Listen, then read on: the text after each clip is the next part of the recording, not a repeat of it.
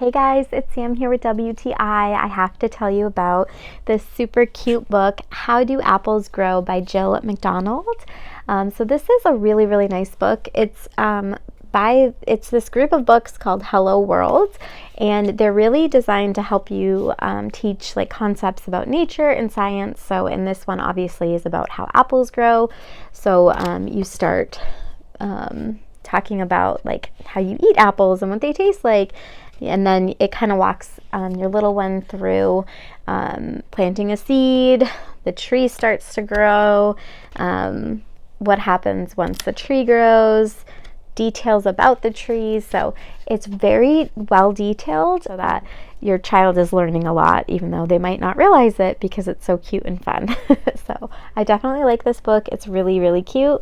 I love the designs and all the details inside. They did a very nice job with it. So I definitely recommend it, and that is my point of view.